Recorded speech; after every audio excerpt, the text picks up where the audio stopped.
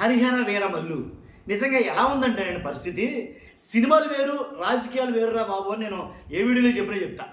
ఆ రాజకీయాలకి సినిమాలకి సంబంధం ఉండకూడదు. మీరు ఎవరికి ఇష్టమో లేకపోయినా ఇదైతే వాస్తవం.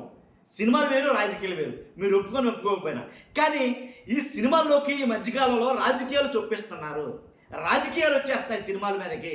కాబట్టి అంతకుముందు రాజకీయాలు అంటే సినిమా వేదికల మీద రాజకీయాలు మాట్లాడితే లాస్ అయ్యేది హీరో కాదు, ఆ మాట్లాడినోడు కాదు, కాకపోతే నిర్మాత లాస్ అయిపోతాడో, నిర్మాత నష్టపోతాడో అనేది నేను చాలా వీడియోలు అయితే కనుక చేయడం జరిగింది.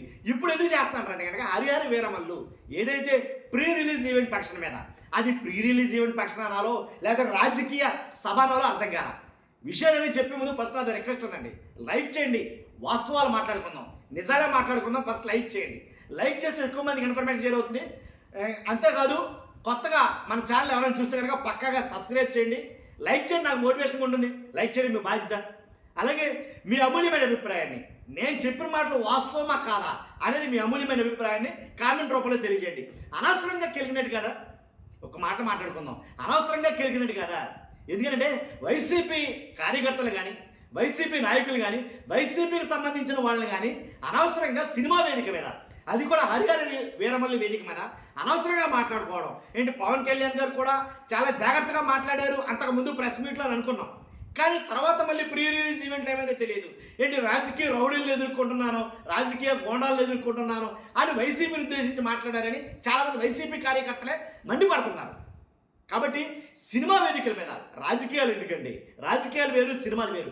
సినిమా వేదిక మీద రాజకీయం మాట్లాడడం వల్ల రాజకీయ నాయకులకు కానీ, లేదా వైసీపీ నాయకులకు కానీ, వైసీపీ కార్యకర్తలు కానీ, అభిమానులకు కానీ, జగన్మోహన్ రెడ్డి గారికి కానీ ఎవరికీ నష్టం ఉండదు మీరు మాట్లాడే మాటల వల్ల.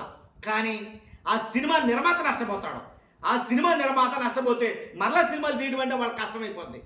ఆల్రెడీ పవన్ కళ్యాణ్ గారు అన్నారు, ఏంటి నిర్మాతను బ్రతికిందామని నేను బయటకు వచ్చాను అని అయితే మాట్లాడారు.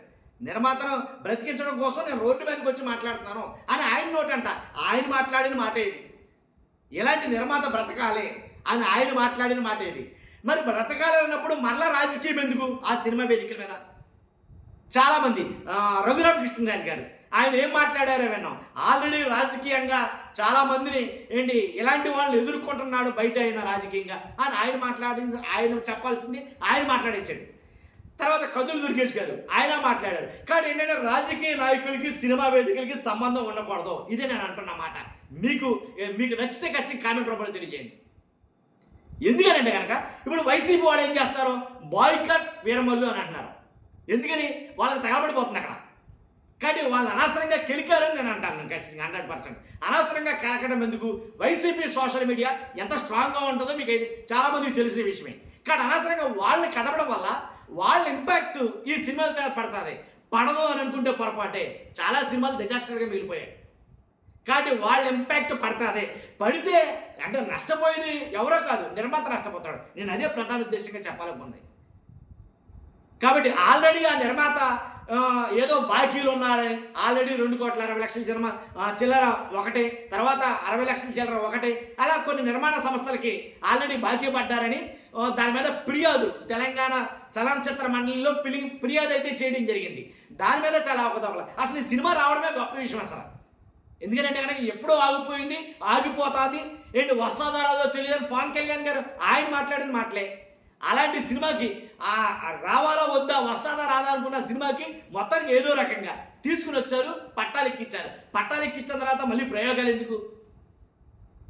కాబట్టి అనవసరంగా వైసీపీని ఏదో అనాలని ఆయన్నే టార్గెట్ చేస్తూ మాట్లాడుకోవడం అనేది కరెక్ట్ కాదు నా ఉద్దేశం. కాబట్టే వాళ్ళందరూ కూడా బాయ్కట్ అని హరిహర వీరమల్లు అని మాట్లాడుతున్నారు.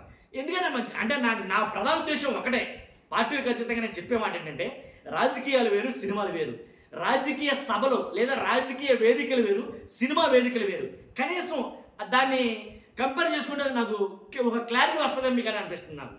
కాబట్టి ఇక మీదటనైనా అనవసరంగా ఒక సినిమా డిజాస్టర్ కాకుండా ఉండాలంటే కనుక రాజకీయ వేదికల మీద సినిమాల గురించి మాట్లాడకూడదు, సినిమా వేదికల మీద రాజకీయాల గురించి మాట్లాడకూడదు.